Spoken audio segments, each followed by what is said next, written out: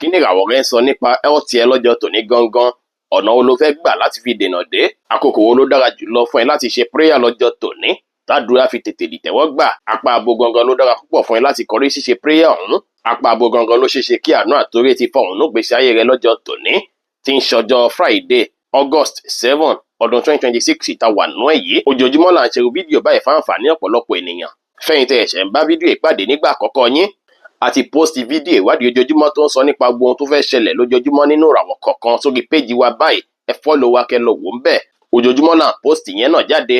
Oníràwọ̀ iná tó kanran yan Aries tàbí láàrin March 21 sí April 20. Ọjọ́ yìí ọjọ́ tó ṣe é pé ẹ ní láti kíyèsára pẹ̀lú ìlera ara yín ni, látàrí pé àwọn kan tó jọmọ́ apá ríro àbí ọ̀ràn ọwọ́ ríro ó lè fẹ́ máa wáyé lọ́jọ́ tòní, bóyá látàrí stress rẹpẹtẹ lọ́jọ́ tòní tàbí látara typing rẹpẹtẹ lọ́jọ́ tòní lórí fóònù yín. Ó ṣeéṣe kí lè fẹ́ bí kí ọwọ́ ríro máa wáyé. Bákan náà sì rí, ó ṣeéṣe kọ́pọ̀ míì ní kẹfẹ́ ní shallow breathing, pàápàá tẹ bá expose ara yín sí nǹkan tó dàbí ooru tàbí smoke lọ́jọ́ tòní. Ẹ rí dájú pé ẹ jìnnà sí gbogbo nǹkan wọ̀nyí kó má bàa affect ìlera ara yín. Aago 10 ní àṣálẹ́ òní sí aago 11 láṣálẹ́ òní jẹ́ àkókò èyí tó dára púpọ̀ fún yín láti fi ṣe prayer lénìí. Apá south west dára púpọ̀ fún yín láti kọrí ṣíṣe prayer ọ̀hún, tó sì ṣeéṣe kẹ́ rárán ṣe àtànú látàpá àbẹ̀yẹn náà. Oníràwọ̀ ìpè alámọ̀ Taurus tàbí láàrin April 21 sí May 20. Ọjọ́ ìyọjọ́ tí ó ṣe é pé ọ̀pọ̀lọpọ̀ yín ó ṣeéṣe kí ẹ fẹ́ máa ní nǹkan tó jọmọ́ ọ̀nà ọ̀fun dídùn bákan, tàbí kí ọ̀nà ọ̀fun yín kó máa fẹ́ nílò oúnjẹ lóòrèkóòrè tàbí omi lóòrèkóòrè. Ọ̀nà ọ̀fun yín á tètè máa gbẹ lọ́jọ́ tòní. Èyí máa bí kí ẹ fẹ́ jẹun púpọ̀ lọ́jọ́ tòní tàbí kẹ́ fẹ́ mumi tó pọ̀. Ọjọ́ tòní sì jọjọ́ tó ṣe é pé ní láti kíyèsára. Èjìká ríro lè fẹ́ wáyé bóyá ẹ fapá gún ilẹ̀ ńlẹ̀ báyìí fún ìgbà pípẹ́. Eléyìí lè bí kí èjìká àbí ọ̀nà ọrùn báyìí kó fẹ́ máa ròyìn bákan lọ́jọ́ tòní. Bákan náà sì ré, ó ṣeé ṣe lọ́jọ́ tòní kẹ́ fẹ́ sùn lọ́rùn tàbí kí àwọn nǹkan tó jọmọ́ bí egungun ẹja kó fẹ́ há ọ̀tá yín ní ọ̀nà ọ̀fun tí ẹ bá kíyèsára tẹ bá ń jẹun lọ́wọ́. Ẹ kíyèsára púpọ̀ lọ́jọ́ tòní. Ẹ gbọ́dọ̀ jẹ oúnjẹ àjẹkì lẹ́ẹ̀kan ṣoṣo ju bó ṣe yẹ lọ kó máa fẹ́ tí ẹ ti yín lè ní. Aago 9 ní àṣálẹ́ sí aago 10 ní àṣálẹ́ jẹ́ àkókò èyí tó dára jù fún yín láti fi ṣe prayer lénìí. Apá náà sì dára púpọ̀ fún yín láti kọrí ṣíṣe prayer náà, tó sì ṣeéṣe kẹ́ ráǹfààní àtòrè láti bẹ̀. Oníràwọ̀ afẹ́fẹ́ aláwàdà Gemini tàbí láàrin May 21 sí June 21. Ó ṣeéṣe kọ́pọ̀lọpọ̀ yín kẹ́ fẹ́ máa fi bí ìgbà pé ara yín ò fi bẹ́ẹ̀ yá dáadáa láti bí ijọ́ mẹ́ta, bóyá kára yín máa dàbí ìgbà pé ń kó rẹ̀wẹ̀sì, bí ìgbà pé ẹ̀kọ́ wíìkì bákan. Ṣùgbọ́n lọ́jọ́ tòní tẹ́ bá kíyèsára, ó ṣeéṣe káwọn kan tẹ́ fẹ́ gbé lérí rẹpẹtẹ kó fẹ́ fa bóyá bí orí fífọ́ díẹ̀ fọ́ta yín, tàbí ó ṣe pé àwọn kan tí ẹ fẹ́ jẹ rẹpẹtẹ lọ́jọ́ tòní tó bá ti lọ jẹ́ nǹkan tó le jù, èlé lè fa bí kí párì máa ròyìn bákan, gbogbo bí ọwọ́ ẹ̀kẹ́ báyìí kó máa dàbí ìgbà pé ó ń ròyìn bákan. Bẹ́ẹ̀ sì ni ojú yíyún tàbí pimples ó lè jáde sí ojú ọ̀pọ̀lọpọ̀ ní ọjọ́ ti tòní tẹ́ bá kíyèsára dáadáa. Ẹ rí dájú pé ẹ lomi tó lọ́wọ́rọ́ lówùúrọ̀ kẹ́ fi fọ ojú yín dànù, torí àwọn microorganism tó lè fa eléyìí gbogbo ẹ̀ lè ṣàn dànù kó lójú yín láàárọ̀ ọjọ́ tòní. Ẹ má gbé nǹkan tó pọ̀ jù sórí lọ́jọ́ tòní kẹ́ kíyèsára.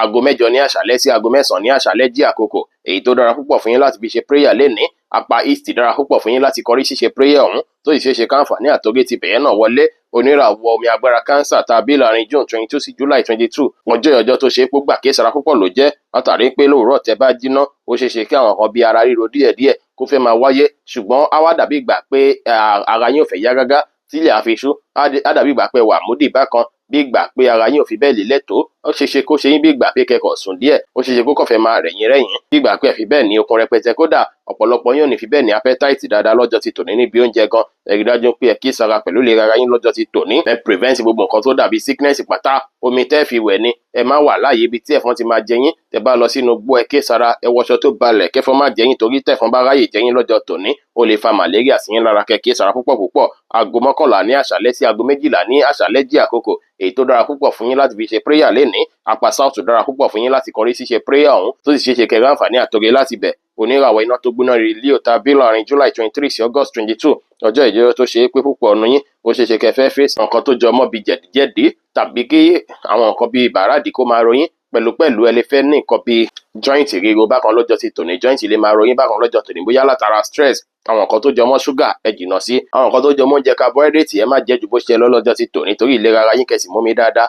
Aago 5 ní ìrọ̀lẹ́ sí aago 6 ní ìrọ̀lẹ́ jẹ́ àkókò èyí tó dára jù fún yín láti fi ṣe prayer lénìí. Apá náà ti dára púpọ̀ fún yín láti kọrí ṣíṣe prayer ọ̀hún, tó sì ṣeéṣe kẹ́ ráǹfààní àtòrè láti bẹ̀yẹn náà. Oníràwọ̀ ìpè funfun Virgo tàbí láàrin August 23 sí September 22.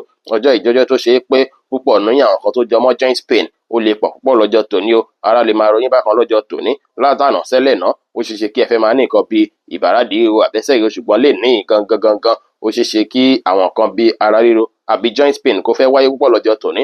Bákan náà sì rèé, ara yín máa tètè máa wà dry lọ́jọ́ tòní, skin yín máa tètè máa dry.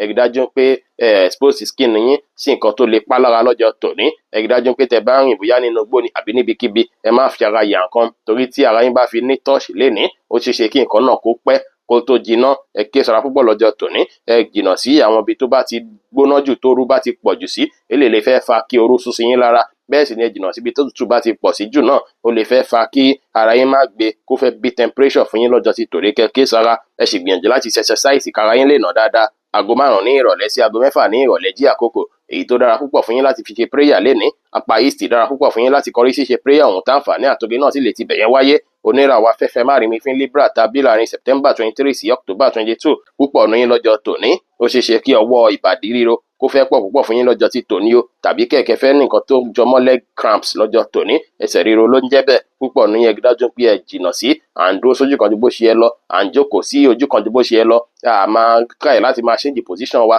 kó má bàa bí kára máa ro wá lọ́jọ́ tòní. Ó sì dára púpọ̀ kẹ́yìn tẹ́ ń lò àwọn iṣẹ́ exercise díẹ̀ lọ́jọ́ tòní. Ìbàjẹ́ fún bí ìṣẹ́jú 5 péré, ara yín máa fi nà dáadáa ní. Aago 6 ní ìrọ̀lẹ́ sí aago 7 ní àṣálẹ́ jí àkókò èyí tó dára púpọ̀ fún yín láti fi ṣe prayer lénìí. Apá náà ti dára púpọ̀ fún yín láti kọrí sí ṣe prayer ọ̀hún. Àǹfààní àtòge náà sì lè ti bẹ̀yẹn wáyé. Oníràwọ̀ omi tútù Scorpio tàbí láàrin October 23 sí November 22. Ọjọ́ yìí ọjọ́ tó ṣe é pé púpọ̀ nínú yín ó ṣeé ṣe kí ẹ fẹ́ nídìí láti mumi dáadáa látàrí pé ìgbẹ́ yín lè fẹ́ le púpọ̀ o. Ẹ sì jìnnà sí ìbálòpọ̀ pẹ̀lú ẹni tó ṣe é pé ó jẹ́ ní àjòjì, ẹni tí ẹ wulẹ̀ mọ̀ dáadáa tó. Ẹ jìnnà sí ìbálòpọ̀ pẹ̀lú ẹ̀ kó má bàa fa nǹkan tó ṣe é pé ìkábàámọ̀ máa fẹ́ gbẹ̀yìn ọ̀rọ̀. Kẹ́ kíyèsára gbogbo nǹkan tó jọmọ́ STD, gbogbo àrùn ìbálòpọ̀ pátápátá Ọlọ́run ní jẹ́ kẹ́ kó rárá o. Gbogbo nǹkan tó jọmọ́ emirod ó ṣeé ṣe kí ó fẹ́ wáyé fọ́pọ̀lọpọ̀ lọ́jọ́ tòní. Tẹ́ ẹ bá múra dáadáa, ẹ mumi dáadáa, ẹ jẹ àwọn nǹkan tó dàbí ẹ̀fọ́ tó lè mú kí ìgbẹ́ soft dáadáa. Ẹ sì ṣọ́bi tẹ́ ẹ máa tọ̀ sí lọ́jọ́ tòní torí toilet infection náà pẹ̀lú. Aago 7 ní àṣálẹ́ sí aago 8 ní àṣálẹ́ jí àkókò èyí tó dára púpọ̀ fún yín láti fi ṣe prayer lénìí. Southwest dára púpọ̀ fún yín láti kọrí sí ṣe prayer ọ̀hún, tí àǹfààní àtòge náà sì lè tápà bẹ̀yẹn wáyé. Oníràwọ̀ iná àtùpà Sagittarius tàbí láàrin November 23 sí December 22. Ọjọ́ ìjọ tó ṣe é pé púpọ̀ nínú yín omi mímu rẹpẹtẹ lẹ nídìí o. Ẹ sì jìnnà sí àwọn nǹkan tó lè affect skin yín, tó lè irritate skin yín. Cream tẹ́ bá mọ̀ ń pa ẹ má fi para lọ́jọ́ tòní kó má bàa fa skin rashes fún yín. Kẹ́ kíyèsára púpọ̀ lọ́jọ́ tòní. Àwọn oúnjẹ tó ti fi chemical preserve ju bó ṣe yẹ lọ, ẹ má jẹ oúnjẹ tó fresh ló dára. Kẹ́ jẹ lénìí, kẹ́ sì mumi dáadáa torí ìlera ara yín. Aago 9 ní àṣálẹ́ sí aago 10 ní àṣálẹ́ jí àkókò èyí tó dára púpọ̀ fún yín láti fi ṣe prayer lénìí. Apá south dára púpọ̀ fún yín láti kọrí sí ṣe prayer náà, tó sì ṣeé ṣe káǹfààní àtòge tápà bẹ̀yẹn náà wọlé. Oníràwọ̀ èròpélé eruku Capricorn tàbí láàrin December 23 sí January 19. Ọjọ́ ìjọyọ̀ tó ṣe é pé ọ̀pọ̀lọpọ̀ yín ẹ lè fẹ́ ní bloating stomach. Bákan ó ṣeé ṣe kó jẹ́ pé oúnjẹ àjẹkìtẹ́ jẹ afẹ́wọ́ yín nínú lọ́jọ́ tòní. Ẹ̀yin tẹ̀sí ní nǹkan bóyá bí ọ́sà tẹ́lẹ̀ ó ṣeé ṣe kí lè tún fẹ́ affect yín púpọ̀ sí lọ́jọ́ tòní. Ẹ rí dájú pé kíyèsára pẹ̀lú inú rírun lọ́jọ́ tòní. Inú rírun lè wáyé tàbí nǹkan tó jọmọ́ àìsàn inú, ẹ̀ṣọ́ mímu, ẹ̀ṣọ́ oúnjẹ jẹ lọ́jọ́ tòní. Àwọn nǹkan tó ṣe é pẹ́ mọ̀ pé ó lè ṣàkóbá fún àgọ́ ara yín. Àwọn oúnjẹ tẹ̀mọ̀ pé tẹ bá jẹ tẹ́lẹ̀ náà kò wulẹ̀ dára, kò wulẹ̀ bá yín lára mu, ẹ má jẹ rárá lọ́jọ́ tòní. Ẹ jìnnà sí pátápátá. Bẹ́ẹ̀ sì lọ́jọ́ tòní ẹ jìnnà sí nǹkan tó jọmọ́ carbonated drink pátá lọ́jọ́ tòní. Aago 10 ní àṣálẹ́ sí aago 11 ní àṣálẹ́ jí àkókò èyí tó dára púpọ̀ fún yín láti fi ṣe prayer lénìí. Apá west dára púpọ̀ fún yín láti kọrí sí ṣe prayer ọ̀hún, tó sì ṣeé ṣe kẹ́rẹ́ àǹfààní àtòge láti bẹ̀. Oníràwọ̀ afẹ́fẹ́ oníbínú Aquarius tàbí láàrin January 20 sí February 18. Spinal cord tàbí igbá àyà dídùn ó ṣeé ṣe kí lè fẹ́ máa wáyé lọ́jọ́ tòní, tàbí kí ọwọ́ òkè inú yín báyìí kó fẹ́ máa ròyìn lọ́jọ́ tòní. Pàápàá tẹ bá rọ́ọ̀ṣì oúnjẹ ju bó ṣe yẹ lọ lọ́jọ́ tòní. Ẹ kíyèsára, ẹ ṣe exercise dáadáa, ẹ jìnnà sí gbogbo nǹkan tó bá jọmọ́ bad news pátá tàbí ṣọ́ọ̀kì pátápátá lọ́jọ́ tòní. Ẹ má gbé nǹkan tó bá wo ju bó ṣe yẹ lọ sí apá yín ni àbí séjìká yín ni àbí sí orí yín ni, kó má bàa affect spinal cord yín tàbí kó má bàa affect yín púpọ̀ lọ́jọ́ tòní nínú ìlera rárá. Aago 8 ní àṣálẹ́ sí aago 9 ní àṣálẹ́ jí àkókò èyí tó dára púpọ̀ fún yín láti fi ṣe prayer lọ́jọ́ tòní. Southwest dára púpọ̀ fún yín láti kọrí ṣíṣe prayer ọ̀hún. Oníràwọ̀ omi tí kìí ro Pisces tàbí láàrin February 19 sí March 20. Ọjọ́ ìjọyọ̀ tó ṣe é pé púpọ̀ nínú yín ìlera ara yín ó lè rí bákan látàrí pé ẹ lè fẹ́ nìkan bíi heartburn bákan lọ́jọ́ tòní, kí mímí yín fẹ́ máa ṣe bákan. Pàápàá ẹ̀yin tó bá ṣe pé tí wàá ronú gbogbo bó ṣe yẹ lọ, ẹ jìnnà sí ìrònú àròjù kó má fa BP fún yín lọ́jọ́ tòní. Kẹ́ kíyèsára púpọ̀. Ẹ jìnnà sí nǹkan tó bá tutù ju bó ṣe yẹ lọ lọ́jọ́ tòní. Bẹ́ẹ̀ sì lẹ jìnnà síbi tó bá tún wá gbóná ju bó ṣe yẹ lọ lọ́jọ́ tòní. Kẹ́ kíyèsára púpọ̀. Àwọn nǹkan bíi kàtá àti kọ́ ó lè wáyé látara pé bóyá ẹ fa dọ́ọ̀sì símú ni àbí kẹ̀tẹ́ lọ́mù nǹkan tó tutù ju bó ṣe yẹ lọ. Eléyìí kan lè fọ̀ tútù fún yín lọ́jọ́ tòní. Kẹ́ kíyèsára púpọ̀. Aago 11 ní àṣálẹ́ sí aago 12 ní àṣálẹ́ jí àkókò èyí tó dára jù fún yín láti fi ṣe prayer lénìí. apá east dára púpọ̀ fún yín láti kọ́rí ṣíṣe prayer ọ̀hún bí ó ṣe jẹ́ nìyẹn fún gbogbo irúfẹ́ ìràwọ̀ méjìlá tó wà pátá. Ẹ̀yin tẹ́ ń wò mí ẹ má gbàgbé pé Ọlọ́run bo Olódùmarè nìkan lọ́ba tó ní ìmọ̀ jùlọ. Ẹ̀yin tẹ́ fẹ́ ṣèwádìí lónírúurú láǹfààní àti kàn sí wa ní WhatsApp 09033897161. Ire gbogbo á jẹ́ tiwa lónìí, lọ́sẹ̀ yìí, lóṣù yìí àti ní gbogbo ọjọ́ ayé wa láṣẹ Ìdùmarè. Ire o.